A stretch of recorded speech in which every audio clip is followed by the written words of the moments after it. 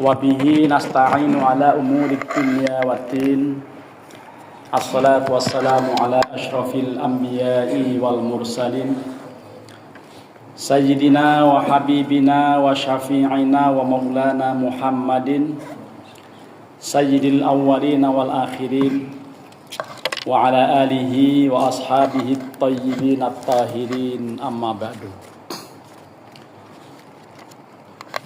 Para jamaah, bapak-bapak dan saudara sekalian, alhamdulillah pada malam hari ini Ahad tanggal 15 Juni tahun 2025 bertepatan dengan tanggal 20 Dzulhijjah tahun 1446 Hijriah.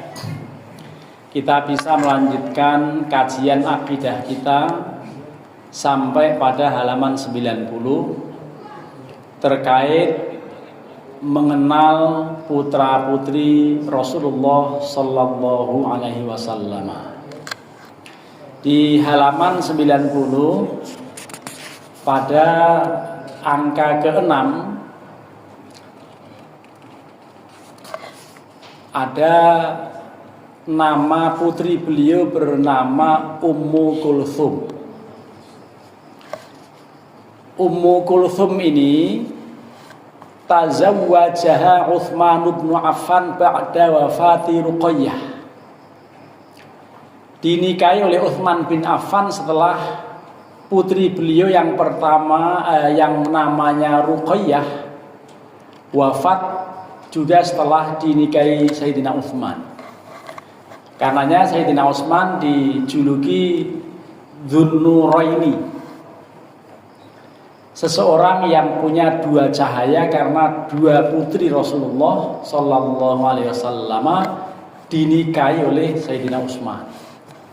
Siapa? Yaitu Ruqayyah dan Ummu Kulthum. Walidha summiya Dzun-Nuraini, karenanya beliau diberi julukan Dzun-Nurain atau Dzan-Nurain atau Dzin-Nurain, itu sama saja itu. Dzun-Nurain, Dzun-Nurain ya. Dzun-Nuraini, Dzan-Nuraini atau Dzin-Nuraini itu tergantung membacanya antara fathah atau antara rofa, nasab, jer atau jaza atau antara rofa, nasab dan jer. Dzan-Nurain atau Dzun-Nurain atau Dzin-Nurain. Jadi fathah, kasroh dan dhammah. Orang yang memiliki dua cahaya, karena cahaya berupa putri Rasulullah bernama Ruqayyah dan Ummu Kulthum, kedua-duanya dinikahi Sayyidina Utsman. Tuwfiyat sanata tis'in minal hijrah. Ummu Kulthum wafat pada tahun ke-9 atau 9 tahun setelah hijrah.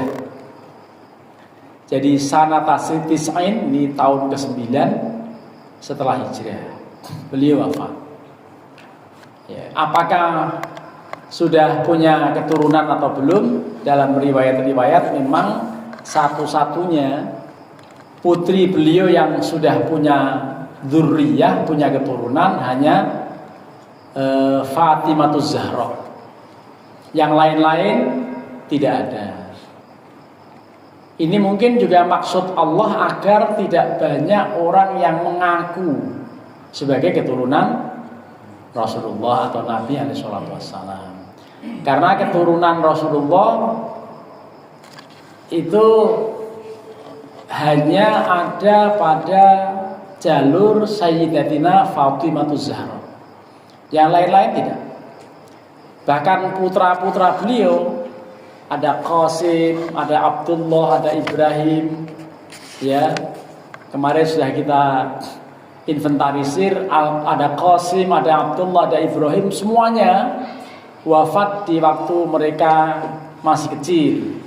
Sehingga Allah berfirman, a'udzubillahi minasyaitonirrajim, maka Muhammadun aba ahadim mir rijalikum walakin Rasulullahi wa khataman nabiyyin. Tiadalah Muhammad itu ayah kandung dari remaja kalian. Tidak ada putra beliau yang sampai usia remaja sehingga beliau dikatakan sebagai aba ar-rijal, tidak. Karena waktu kecil-kecil putra-putra Rasulullah namanya Qasim dan Abdullah serta Ibrahim itu meninggal di kala masih anak-anak. Seandainya mereka bertiga hidup dan berketurunan, dzurriyyahnya banyak, maka akan semakin banyak habaib-habaib yang mengaku menjadi berdarah biru karena keturunan Rasulullah. Hanya dari Fatimah Zahra dan Hasan Husain saja orang juga sudah banyak mengaku sebagai dzurriyyah beliau. Walaupun rame-rame ada yang perlu tes DNA. Jadi akhir-akhir ini juga dirame-ramekan ya. Sebelum lanjut, saya mohon berkenan jamaah untuk membaca suratul Fatihah terkait Buya Kiai Haji Bunyamin, salah seorang guru tasawuf di Jakarta yang oleh Mu'allim Syafi'i Hadami ketika beliau masih hidup dikatakan sebagai orang yang layak untuk dijadikan tempat ngaji sepeninggal Mu'allim. Dan beliau wafat 2 hari yang lalu. Mudah-mudahan beliau min ahlil jannah dan insya Allah beliau orang yang sangat baik. Lahul Fatihah. A'udzu billahi minasyaitonir rajim. Bismillahirrahmanirrahim. Alhamdulillahi rabbil alamin arrahmanir rahim maliki yaumiddin. Iyyaka na'budu wa iyyaka nasta'in. Ihdinas siratal mustaqim. Siratal ladzina an'amta 'alaihim ghairil maghdubi 'alaihim waladdallin. Amin. Mari kita lanjutkan as-sabi'u, yang ketujuh adalah Fatimahuz Zahra. Fatimah yang cemerlang. Az-Zahra itu yang berbunga-bunga. Zahratun itu bunga, Zahra itu yang cemerlang atau yang berbunga-bunga, yang sangat berharga. Sayyidatina Fatimah ini tazawwajaha Ali ibnu Abi Thalibin, dinikahi oleh Ali bin Abi Thalib, wa huwa ibnu ihda wa ashrina sanatan. Wahua dan ketika itu Ali bin Abi Thalib berumur ibnu ihda wa ashrin, umurnya 21 tahun. Siapa di antara bapak yang merasa sudah menikah di saat usia 21? Sudah. Luar biasa. Ya, beliau Pak siapa?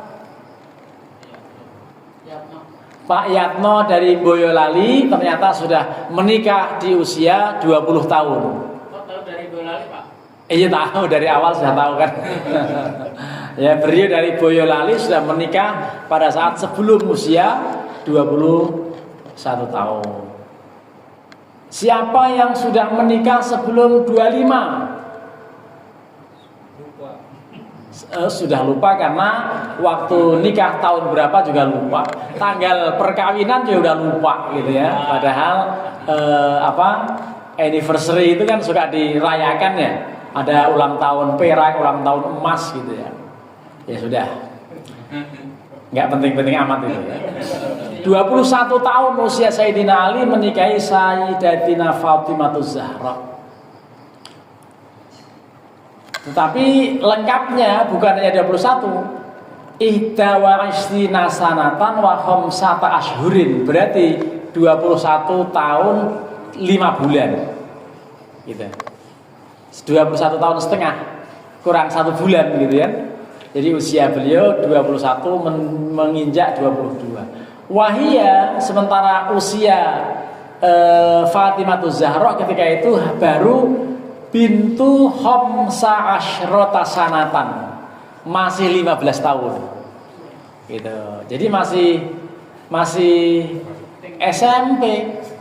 Kalau sekarang masih baru tamat SMP, menjelang masuk SMA gitu. Itu khamsa asyrota sanatan. Jadi dulu memang ya usia pernikahan itu, bahkan dalam riwayat Sayyidatina Aisyah masih berumur 6 tahun. Tapi bersama Rasulullah setelah menstruasi 9 tahun. Dan begitulah. Ya, jadi itu Rasulullah menikahi Sayyidatina Aisyah di masa masih belia. Tetapi bersama beliau ya sudah balik ketika usia 9 tahun dan tidak memiliki putra. Pernikahan Rasulullah dengan Sayyidatina Aisyah. Sampai 4 kali Rasulullah bermimpi menikahi beliau itu, yang memang tidak percaya awalnya. Begitu curhat dengan para sahabat, termasuk dengan Abu Bakar, kemudian karena ini perintah Allah, laksanakan. Ternyata rahasianya bahwa hampir semua hadis-hadis penting terkait dengan soal domestik, soal pribadi, dan soal hukum yang jelimet-jelimet soal rumah tangga, itu hadisnya diriwayatkan melalui Sayyidatina Aisyah. Hampir semuanya. Itu memang sudah desain atau skenario Allah bahwa istri beliau harus yang masih muda, karena nanti akan membawa risalah nubuah, akan membawa risalah hadis-hadis nabawiyah agar sampai kepada umat. Itu makanya hampir semua hadis-hadis yang sifatnya kehidupan keluarga, kemudian hadis-hadis yang sifatnya agak pribadi begitu, itu selalu disampaikan oleh Sayyidatina Aisyah. Seperti itu. Kita lanjutkan mengenai pernikahan antara Sayyidina Ali dengan Sayyidatina Fatimah. Itu 16 berapa? 21, 5 bulan dan 15 tahun usia kedua-duanya. Akibat ruju'ihim min Badrin, usai kembali mereka dari Badar, dari perang Badar. Jadi sudah ada di Madinah, pernikahan dilangsungkan. Sudah hijrah. Dan berarti Sayyidina Ali itu luar biasa, waktu masih muda menjadi orang yang beriman pertama dari kalangan pemuda, dari kalangan anak-anak remaja, itu beliau. Wa waladat lahu sittatan, ya. Dan Sayyidatina Fatimah ini melahirkan 6 orang anak. Ini ada catatan kaki di bawah itu, di bawah garis kalimatnya kadzana qalahu Ibnul Jauzi. Seperti inilah dinukilkan periwayatan mengenai anak-anak Sayyidina Ali dengan Fatimah Zahra berjumlah 6 oleh antara lain Ibnul Jauzi dan waqala Laits Ibnu Sa'ad. Laits bin Sa'ad mengatakan matat Ruqayyah walam tabluh. Ruqayyah itu istri beliau sebelumnya sudah meninggal. Walam tabluh, dan ketika itu Aisyah belum baligh. Siapa? Fatimah belum baligh. Wa naqala Hasan al-Adawi anna Muhassanan matat saghiran. Ya. Dinukilkan riwayat dari Hasan al-Adawi bahwa anna Muhassinan matat saghiran. Ya. Sesungguhnya Muhassin itu meninggal waktu kecil. Ya, ini ada informasi hal itu. Ini hanya keterangan mengenai tadi beliau meriwayatkan bahwa melahirkan 6 orang putra dan putri. Keterangan berikutnya salah satu banunun, yang 3 semuanya laki-laki, wasalasun atau wasalasu banatin. Jadi wawaladat lausitatan salasata banunin wasalasa banatin, melahirkan 6 orang anak, yang 3 laki-laki, yang 3 perempuan. Ini riwayatnya seperti itu. Fal banunu, yang laki-laki itu namanya Al Hasanu wal Husaini wal Husainu wal Muhsin atau wal Muhassin. Jadi yang 3 laki-laki Hasan, Husain dan Muhassin. Tetapi yang Muhassin ini, Muhassin itu putra beliau yang ketiga, mata saghiran, ketika kecil sudah meninggal gitu. Sehingga tidak ada keturunan selain dari Sayyidina Hasan dan Sayyidina Husain. Makanya kalau ulama besar Abdullah Al-Maliki Al-Makki itu Al-Husaini, tetapi habaib yang lain berasal dari Al-Hasani. Jadi habib-habib yang memang nyambung kepada kedua beliau cucu Rasulullah ini selalu Al-Husaini atau Al-Hasaini. Jadi dari marga atau dari garis Husain, Sayyidina Husain, atau dari garis Sayyidina Hasan. Kedua-duanya ada. Yang dari Sayyidina Muhassin tidak ada. Kenapa? Belum sempat berkeluarga sudah meninggal. Masih kecil sudah meninggal. Yang namanya Muhassin. Ini keterangan Muhassin itu bidammil mimi wa fathil ha'i Muhassin gitu ya. Wa tasdidis sini al maksurati Muhassin, namanya Muhassin. Hasan Husain Muhassin yang meninggal di waktu kecil. Lama-lama saya gerah karena jaketnya kulit. Nah, kenapa? Karena saya naik motor ceritanya. Tadi diingatkan untuk mengisi taklim di sini, sudah berangkat ke Ciputat naik motor. Nggak enak ngajar pakai celana, pakai baju pendek, pakai jaket, tapi lebih nggak enak karena gerah. Nah, jadi saya copot. Gitu. Selanjutnya wal banatu, yang putri-putri beliau Sayyidatina Fatimatuz Zahra dan Sayyidina Hasan itu adalah Zainab, Ummu Kulthum, Zawjatu Umar bin Al-Khattab wa Ruqayyah. Jadi Ummu Kulthum itu 2 nama. Yang satu nama putri Rasulullah yang meninggal setelah dinikahi Sayyidina Utsman, dan terjadi meninggalnya itu kapan? Tahun ke-6 tahun ke-9 Hijriah tadi, namanya Ummu Kulthum putri Rasulullah. Tetapi cucu Rasulullah juga namanya Ummu Kulthum. Zainab ada yang istri Rasulullah, ada Zainab yang putri Rasulullah, bahkan ada Zainab yang siapa? Yang tetangga Rasulullah.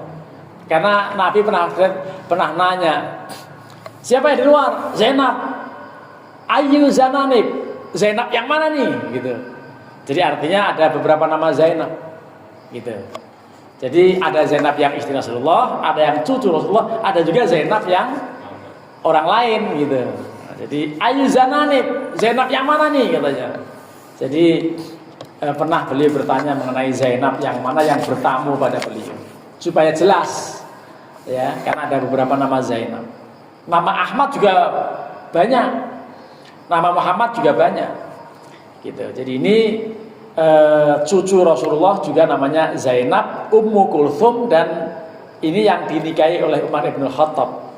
Berarti Umar bin Khattab menjadi menantu siapa? Sayyidina Ali, gitu kan? Padahal Sayyidina Ali juga menantu Rasulullah. Di samping menantu, beliau juga kakak sepupu. Tuh, kan begitu, muter-muter kan? Berarti nikah saudara itu selama bukan mahram boleh, gitu kan? Supaya tidak kemana-mana. Ya. Jadi pernikahan dekat itu tidak masalah selama bukan yang mahram. Yang nggak boleh siapa? Ibu kandung, anak kandung, saudara kandung, ibu susuan, mertua, ya. Kemudian termasuk ponakan dari anak laki maupun anak perempuan, saudara laki, saudara perempuan, itu semua yang disebutkan di dalam surat An-Nisa ayat 23 itu yang disebut dengan maharim, daftar-daftar mahram. Tapi belakangan ada yang namanya budaya kacau itu. Apa namanya? Incest istilah ini, tapi di kalangan pengguna media sosial itu namanya sedarah gitulah. Ada fantasi sedarah. Ya, fantasi sedarah. Bercerita dalam satu kelompok Facebook yang anggotanya 1000 sekian gitu, itu merasa nikmat berhubungan intim dengan anak kandungnya. Seorang anak merasa nyaman ditiduri bapaknya. Emang bener-bener ini ya. Belakangan ini memang kacau. Saya ini baru nyampe tadi malam jam 1:30 berangkat dari tol Ngawen dekat Boyolali, Ngawen apa namanya Klaten, masuk tol jam 5 sore, keluar sampai rumah 1:30 malam. Setelah 1 minggu ada di rumah motong sapi, dan itu setelah menerima paha besar dari Masjid Istiqomah. Nah, setelah saya terima, masukin kulkas, siap menuju ke Magelang dan eksekusi sapi. 1 minggu saya di sana dalam rangka untuk kompensasi karena Idul Fitri nggak pulang. Pulang saya ke sana itu ziarah terhadap leluhur-leluhur saya yang sering saya syafatihai, saya lacak di mana makamnya, saya berziarah di situ itu. Itu semuanya saya kunjungin dan lega rasanya. Tahu bahwa asal muasal sangkan paraning dumadi itu dari situ, ya. Kakak apa namanya, bapak saya, ibu saya, kakek saya, nenek saya, buyut saya, canggah saya, semuanya saya kunjungin, saya ini dan berziarah gitu. Dan setelah saya pastikan tidak ada nyambung ke Hasan dan Husain ini, ya, jadi saya termasuk ulama atau baru lokal gitu ya. Jadi tidak termasuk yang jalur ini. Saya mencari-cari mana jalur mana, ternyata nggak ada yang nyambung gitu ya. Nyambungnya paling ya kalau beruntung-beruntungnya mungkin ke Ronggolawe atau siapa gitulah ya, atau ke Hayam Wuruk, jangan-jangan malah nyambungnya itu. Atau malah ke Dursosono, jangan-jangan ya. Nah, jadi saya lacak-lacak, nggak nyambung. Ya, tapi nggak apa-apa ya, karena laisal fata man yaqulu kana abi walakinnal fata man yaqulu hanada. Bukanlah seorang pemuda yang hebat yang mengatakan bapak gua ini, bapak gua jenderal banyak, enggak, bukan begitu. Tapi yang hebat adalah yang mengatakan ini saya. Nah, jadi yang hebat itu ya dirinya itu, jangan orang tua. Orang tua hebat yang kaya bapak lu gitu kan ya. Yang kaya bapak lu siapa emang kan gitu. Nah, jadi emang lu anak jenderal itu apa, jenderal singkong. Kan di kampung saya itu kalau singkong itu namanya jenderal. Ya, telo jenderal. Nah, sudah. Jadi ini terkait dengan nama-nama. Tadi ada nama Ummu Kulthum, ada Zainab gitu ya. Itu di samping istri beliau juga cucu beliau. Dan cucu beliau ini dinikahi oleh Umar bin Khattab. Berarti kan Umar bin Khattab sudah tua, sepuh kan? Cucu Rasulullah yang adalah putra Sayyidina Ali namanya Ummu Kulthum dinikahi Umar bin Khattab. Kalau sekarang lumrah nggak begitu? Sekarang kayaknya nggak wajar ya. Kita menikahin cucu teman kita. Ya, mungkin nggak begitu. Nah, itu budaya itu agak janggal mungkin di masyarakat kita ya. Tapi nyatanya begitu. Ya, jadi ini zaujati Umar bin Khattab. wa Ruqayyah, dan yang ketiga namanya Ruqayyah. Berarti Ruqayyah ini istri beliau namanya ada Ruqayyah juga, gitu kan?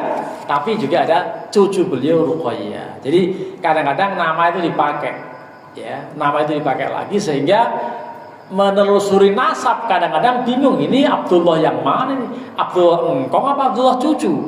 Gitu kan? Ya, itulah yang sudah digarap oleh seseorang atau seorang tokoh, akibatnya membuat semacam terkotak-kotak. Ada ulama lokal, ada ulama interlokal gitu ya. Nah, jadi akhirnya ada PWI, pembela Wali Songo, ada muhibbin yang cinta dengan habaib. Nah, kita ini harus cinta pada habaib. Ini nanti akan kita ketemukan, ya, ayat yang mewajibkan kita cinta kepada ahlul bait, gitu. Mari kita lanjutkan. Wa tuwfiyat Fatimatu ba'da abiha. Fatimah wafat setelah ayah beliau wafat. Sayyidina Ali wafat, lalu Fatimah wafat. Berapa selisihnya? Bisit Tatia Zurin, selisih 6 bulan. Setelah Sayyidina Ali wafat, 6 bulan berikutnya menyusul Sayyidatina Fatimah Zahra wafat. Kapan? Fi thalithi Ramadhana, pada hari ketiga bulan Ramadan atau tanggal 3 Ramadan, lisanah al-hadiyah asyrata minal hijrah, tahun 11 Hijriah. Ini wafatnya siapa? Fatimah Zahra. Wa dafanaha Aliyun radhiyallahu anhu lailan. Di malam hari itulah Sayyidina Ali menguburkan istri beliau. Dikuburkan di malam hari. Itu tidak usah ditanya kenapa, ya memang kebetulan malam hari aja. Mungkin jangan-jangan meninggalnya sore gitu kan, lalu diteruskan di malam hari itu. Nggak usah ditanya lagi kenapa malam hari, nggak usah. Tapi yang jelas kemungkinan meninggalnya sore, dan Nabi mengatakan asri'u bil janazah, cepat urus jenazah itu. Jadi kalau ada orang meninggal langsung dikubur, enggak, mandikan dulu, kafani, sholati, dikuburkan. Memang urutannya begitu. Wa dzurriyyatuha maujudatun ila waqtinal haliyi al bikathratin. Dzurriyahnya, generasinya, keturunannya masih eksis sampai detik ini. Banyak sekali yang menjadi keturunan Rasulullah melalui jalur Sayyidina Hasan dan Husain, yaitu melalui putri beliau bernama Fatimah Zahra. Wa qad amaranallahu ta'ala bimahabbatihim, dan sungguh Allah telah memerintahkan kepada kita semuanya untuk memiliki mahabbah, untuk memiliki rasa cinta yang mendalam kepada mereka, ahlul bait. Kita wajib mencintai, kita wajib menghormati, kita wajib simpati, kita wajib menyayangi dzurriyyah Rasulullah yang dikenal dengan ahlul bait, li'annahum ahlu baitihi sallallahu alaihi wasallam, karena nyatanya mereka adalah keluarga Rasulullah alaihi salatu wassalam. Wa dzalika fi qoulihi ta'ala fi surati Syura al-ayah 23, yaitu dalam surat Asy-Syura ayat yang ke-23 berbunyi a'udzubillahi minasyaitonirrajim. Qul la as'alukum alaihi ajron illal mawaddata fil qurba. Gitu. Qul, katakanlah, as'alukum, saya tidak meminta kalian apapun.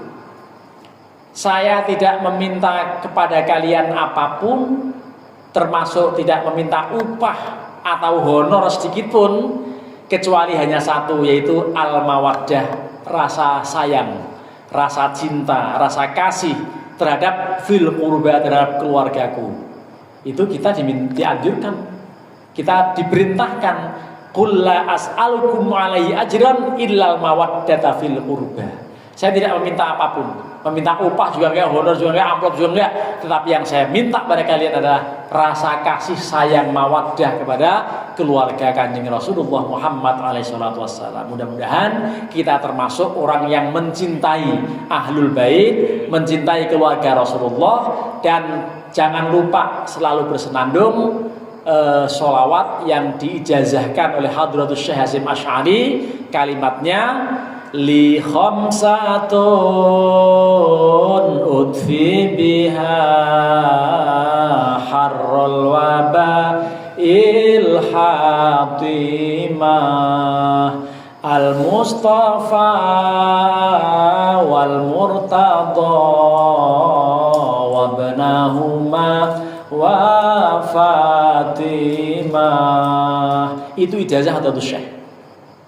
Li, saya memiliki khamsatun, 5 orang tokoh dalam agama ini, udfi biha harrul waba, yang musibah sebesar apapun, kobaran api yang sehebat apapun akan sirna, akan habis, akan sirna, termasuk COVID-19 kemarin. Itu menjadi hijau yang tadinya merah menghitam itu di Jawa Timur, karena di setiap mushola menyenandungkan sholawat ini. Ya, sholawat li khamsatun udfi biha harrul wabail hatimah.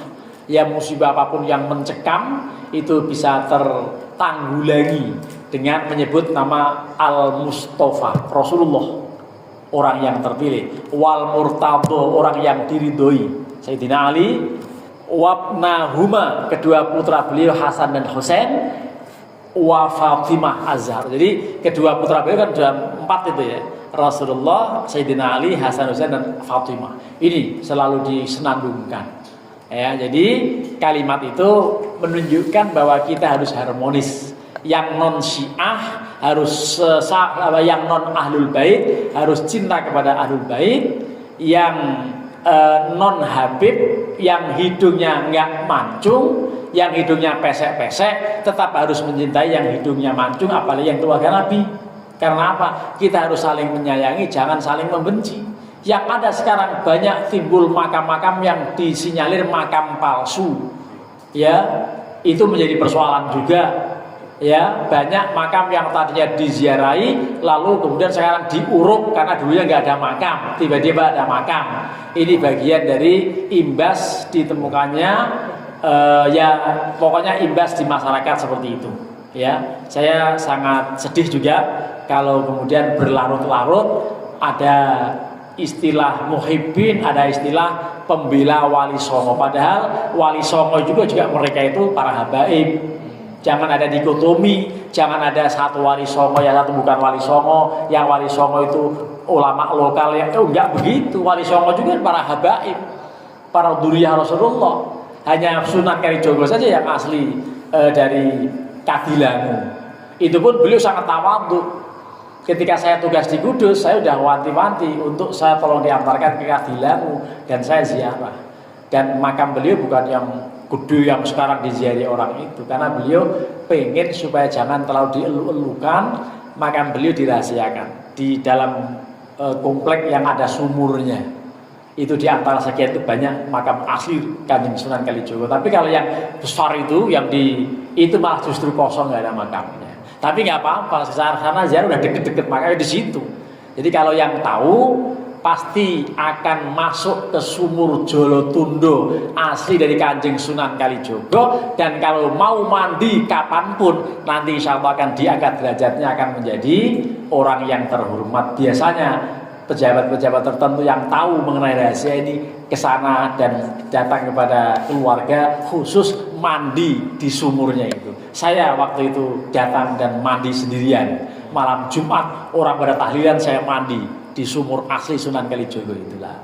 Kalau pengen jadi orang hebat, mandi di situ. Nah, ini jangan bilang-bilang ini, ya, jangan bilang-bilang yang ini, gitu kan? Gak ada dalam kitab ini, gak ada dalam kitab. Sebentar, rahasia kok direkam. Bismillahirrahmanirrahim. Nah, jangan dibilang-bilang kok, bilang-bilang ya. Sudah. Itu ayat 23 surat Asy-Syura seperti itu. Qalu ya Rasulullah, man qarabatuka haula'il ladzina wajabat alaina mawaddatuhum, qalu Aliyun wa Fatimah wa ibnahuma. Rasulullah ketika ditanya, siapa ahli bait yang dimaksudkan ayat ini ya Rasulullah? itu adalah Sayyidina Ali, Fatimah dan kedua putra beliau. Berarti apa? Tadi Al-Mustafa wal Murtada wa ibnahuma wa Fatimah. Itu Rasulullah, Sayyidina Ali, kemudian Hasan dan Husain serta Aisyah, Fatimah. Jangan dibeda-bedakan, jangan dipisah-pisah gitu. Jadi di antara contoh hadis dhaif katanya di surga itu ada semua daun tertulis kalimat la ilaha illallah Muhammadur Rasulullah, Abu Bakar, Umar, Utsman. Ali gak ada. Lah itu yang membuat karena tidak suka dengan Ali. Hadisnya hadis palsu gitu. Itu aneh-aneh aja itu. Padahal tidak begitu. Walillahi durul Imam Asy-Syafi'i bihaitsu yaqul. Ini Imam Asy-Syafi'i punya syair. Ya, apa ini baharnya kita baca dulu apa adanya. Ya ahla baiti Rasulillahi hubbukumu fardun minallahi fil Qur'ani anzalah. Yakfikumu min adhimil qadari annakumu man lam yusalli alaikum la sholatalah. Itu kalimat Imam Syafi'i itu. Ya ahla baiti Rasulillahi hubbukumu, wahai keluarga ahlu Rasulullah, keluarga Rasulullah atau ahlul bait Rasulullah, hubbukumu mencintai kalian itu fardun wajib, ditetapkan minallah dari Allah fil Quran, di dalam Al-Quran anzalahu yang Allah turunkan. Yakfikumu min azimil qadri annakumu, cukup buat kalian semua wahai keluarga Rasulullah dari posisi yang besar ini bahwa sesungguhnya kalian adalah orang yang ketentuannya man lam yusolli alaikum, siapapun yang tidak pernah berdoa, tidak pernah membaca sholawat, tidak pernah punya mahabbah kepada keluarga Nabi, la sholatalahu, tidak akan dihitung sholatnya. Percuma sholat kalau tidak cinta pada ahlul bait. Cintailah keluarga Rasulullah. Jangan sampai tidak cinta pada habaib, apalagi yang memang betul-betul Rasulullah. Tapi habaib yang kocak, habaib yang konyol, habaib yang kacau, nggak usah terlalu dielu-elukan. Jangan-jangan ya jangan-jangan enggak gitu kan. Itu artinya apa? Yang betul-betul keluarga Rasulullah wajib dicintai. Tetapi jangan mentang-mentang ada kalimat begini, nih mengalir darah Rasulullah, jangan, nggak usah begitu juga, nggak begitu-begitu amat gitu. Nggak usah ngomong-ngomong begitu juga gitu. Itu artinya ini sudah orang yang punya akal sehat, orang yang suka ngaji sudah pasti cinta kepada keluarga Rasulullah. Kalau nggak cinta, nggak ada gunanya sholatnya. Imam Syafi'i yang mengatakan. Jadi tidak boleh kita benci keluarga Rasulullah, sama sekali tidak boleh. Lah, wa tartibu auladihi fil wiladah, urutan-urutan putra Rasulullah, pertama Qasim, kemudian Zainab, kemudian Ruqayyah, kemudian Fatimah, kemudian Ummu Kulthum, kemudian Abdullah. Semuanya 6 ini adalah kulluhum min Khadijah. Ini lahir dari rahim yang sama. Khadijah yang usianya sudah 40 tahun, janda keren dan kaya itu masih bisa memiliki anak 6, padahal nikahnya sudah 40 tahun. Sekarang kalau sudah 40 tahun, bidan wanti-wanti jangan hamil lagi. Memang bidannya itu penakut. Dari zaman dulu sudah 40 tahun masih bisa beranak 6. Kalau kita sekarang 40 tahun di stop, ya malah kalau perlu di steril begitu. Itu bidan-bidan dan dokter sekarang begitu. Thumma Ibrahim min Mariyatil Qibtiyah, kemudian lahir Ibrahim dari Maria yang dari Mesir, yaitu wahya suryatun li Rasulillah. Ini budak yang dihadiahkan kepada Rasulullah oleh Al-Muqawqis, pembesar Egypt, pembesar Mesir, dan diberikan bersama saudaranya atau saudarinya selain Maria Al-Qibtiyah juga namanya Sirin. Sirin ini wanita dari Mesir, cantik dua-duanya. Dan selain itu 1000 gram atau 1000 on malah ini. Itu mithqal itu ya satu ukuran emas yang kira-kira 1 on. Tapi 1000 on emas berapa itu? Sekilo jangan-jangannya. Oh itu hadiahnya besar itu waktu itu. Rasulullah dihormati betul oleh keluarga, oleh penguasa Muqawqis ini. Dan juga 20 thauban layyinan, kain yang sangat halus, kain sutra. Dan juga baglah syubha, wahya duldul, diberi kendaraan. Kalau sekarang kira-kira ini sekarang ini Fortuner terbaru, keluaran terbaru. Kalau dulu namanya baglah, baglah itu ya keledai, namanya duldul. Nah, jadi kalau punya kambing diberi nama duldul, itu kendaraannya Rasulullah, dihadiah oleh penguasa Mesir. Dan himar ashab namanya Ufair. Ada duldul, ada Ufair. Ini kendaraannya ada nama-namanya. Yang merek Eropa namanya Chevrolet gitu ya. Yang dari Jepang namanya Fortuner gitu. Jadi ini kendaraan Rasulullah itu. Ya, ada duldul, ada siapa? Ada apa? Ufair namanya. Wa yaqulu Ya'fur, katanya namanya ya Ya'fur. Ini merek ya. Ada Toyota, ada Yamaha. Semua motor namanya Honda. Di kampung kan gitu. Nunggang Honda apa nunggang mobil? Motor ya mobil, motor itu mobil, Honda itu motor gitu ya. Semuanya Honda. Padahal ada Suzuki, ada Kawasaki, ada Yamaha ya. Tapi tetap saja Honda.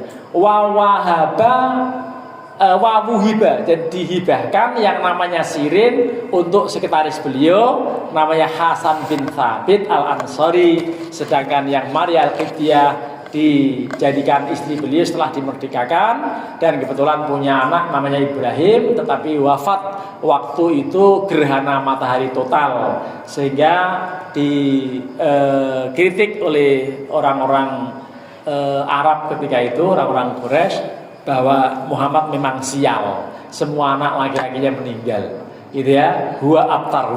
Tapi kemudian justru keluar atau turun ayat inna syani'aka huwal abtar. Justru yang membenci kamu itulah yang sial. Terima kasih. Kalau ada pertanyaan silahkan.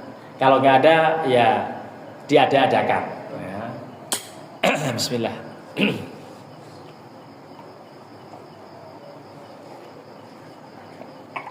Kalau tidak ada, sekilas info begini. Selama 2 minggu di Magelang, hari pertama saya datang, ditelepon Radio El Sinta untuk ikut berkomentar mengenai wacana akan dilegalisasinya perjudian Indonesia. Karena apa? Karena tidak dilegalkan saja, perputaran uang judi setiap bulan itu lebih dari 2 triliun. Banyak masyarakat kita yang menggemari judi ternyata. Lalu diwacanakan di kalangan DPR, anggota DPR sana, untuk sudah dilegalkan saja ketimbang tidak legal pun berjalan. 1 bulannya berkisar antara 2 sampai 2,5 triliun. Itu bergulir masyarakat gemar judi. Padahal judi meracuni kehidupan. Kalaupun kau menang itu awal dari kekalahan kan gitu. Itu kata Bang Haji Rumah Irama. Tapi ingin dilegalkan. Saya sebagai anggota Komisi Fatwa dimintai pendapat, di samping dipadukan diskusi dengan Profesor Hikmahanto Yuwono ketika itu. Ya, karena saya sudah ditunggu untuk motong sapi, sudah dijegal, sudah diikat, saya masih wawancara dengan El Sinta, tolong saya mohon pamit ya, karena saya mau mengeksekusi sapi gitu. Waktu itu berakhir dengan eksekusi sapi itu. Tapi intinya saya menegaskan MUI pasti tidak mendukung. Saya sebagai anggota Komisi Fatwa dan ulama-ulama umumnya pasti tidak senang, karena judi termasuk narkoba itu ritsun min amali syaitan. Ya, najis perbuatan setan dan harus dijauhi. Tetapi ingin dilegalkan, itu satu. Yang kedua, pada hari keempat saya juga ditelepon lagi El Sinta terkait dengan uploadan satu konten di media sosial, di YouTube dan di media lain, orang-orang yang melecehkan terkait dengan pengalaman hari pertama dan kedua di neraka. Aneh-aneh aja itu. Ternyata di neraka tidak seserem yang kita bayangkan. Enak di neraka, di banyak temennya ini si Ucok, si ini disebutin nama si Bambang, si Joko, si Pak Wiro, segala macam, termasuk si Ujang, si Asep, Sinek, Sincep, semacam disebutin. Ada yang Jawa, ada yang Sunda, ada yang Batak. Semuanya pada masuk neraka. Ya ternyata neraka nggak serem seperti yang kita bayangkan gitu. Itu berarti melecehkan, berarti melakukan penodaan agama. Karena apa? Karena dia melecehkan, karena dia menghina bahwa neraka itu adem-adem saja, nyaman banyak temennya gitu. Emang dasar. Itu karena apa? Teknologi IA, artificial intelligence. Itu IA itu ya, teknologi itu macam-macam sisi negatifnya. Antara lain orang bisa menggambarkan hidup di neraka seperti di lautan api, tapi dia cengenges gitu, ya, ketawa ke TV cengenges. Emang beradab seperti itu? Itu manusia tidak beradab. Yang namanya neraka itu luar biasa kondisinya, ya, sesuatu yang sangat menyeramkan, sesuatu yang sangat membuat orang bisa menangis. Ini cengenges sambil kelihatan compang-camping, acak-acakan, terbakar, tapi merasa adem katanya. Emang dasar kacau ini. Itu berarti kacau betul itu. Ya, melecehkan. Lah, itu saya juga berpendapat, atau saya dimintai pendapat, apa sebaiknya ada yang melapor ke pihak yang berwajib, bukan MUI yang menangkap, karena MUI bukan lembaga penegak hukum. MUI beda dengan Polri dan juga bukan jaksa. Itu harus ada orang yang melaporkan ke polisi, apakah lembaga atau person, kemudian nanti akan ditindaklanjuti karena sebagai pihak terlapor, untuk kemudian diatasi, ditangkap kalau perlu dan diadili. Karena itu sudah masuk unsur penodaan agama. Biasanya yang seperti ini, kalau ada yang melapor lalu polisi suka menelpon saya, bagaimana menurut pendapat Anda? Kemudian saya di BAP, disumpah di BAP, kemudian saya beri keterangan bahwa ini cukup untuk dijadikan landasan, sudah masuk unsur penodaan agama. Itu bisa ditangkap yang begitu. Lah ini, jadi jangan macam-macam, ya, jangan main-main. Dan ini sangat melukai hati kaum muslimin yang selama ini sangat terkesan dalam benak kita semuanya yang namanya neraka itu serem. Ayat Al-Quran, hadis-hadis Rasulullah itu menerangkan betapa dahsyatnya siksa neraka, tapi justru dibikin mainan, dibikin olok-olok, dibikin taskhir, ya, dibikin tasahur, atau dibikin sarana sebagai sarana untuk melecehkan ajaran. Ini bagian dari sangat memprihatinkan. Itulah kondisi yang kita alami saat-saat ini. Saya belum tahu lagi apakah nanti ada pihak yang melapor. Biasanya kalau ada yang melapor, lalu akan ada upaya untuk diproses secara hukum. Biasanya perlu ahli, ya, ahli pidana Islam, ahli ajaran agama, termasuk ahli bahasa, ahli pidana dan seterusnya. Itu sekilas info, dan terima kasih atas atas pahanya, karena ada yang datang ke rumah antar paha kemarin, ya. Nah, sudah disate sama anak-anak saya. Jadi anehnya anak-anak saya waktu saya ngerjain kepala kambing itu nggak ada yang bantuin. Begitu saya pulang, pada ngundang temen-temennya 20 orang nyate di rumah. Semua yang berwujud daging sudah tinggal tulang karena disisirin sama anak saya sama teman-temannya. Ya sudahlah, berarti ini yang tulang tunggal tinggal disop oleh bapaknya, gitu ya. Anak yang daging-daging udah sama anak-anak itu. Jadi semangat mereka untuk menikmati daging kurban. Mari kita akhiri dengan baca doa.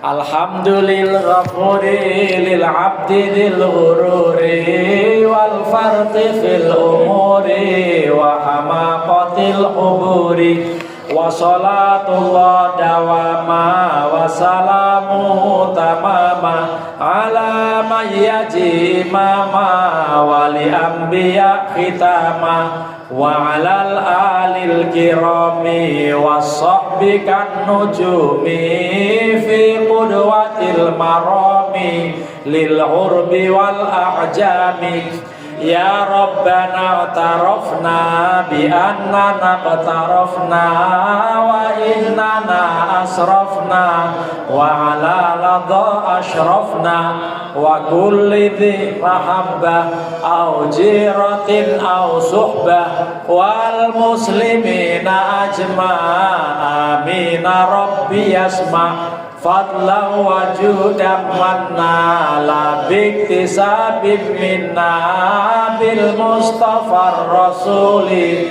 nuhda bi kulli suli salla wa sallama rabbi alaihi addal habbi wa alihi wa sahbi idada tassis suhbi walhamdulillahi fil bad'i wa tanahi. Terima kasih. Assalamualaikum warahmatullahi wabarakatuh.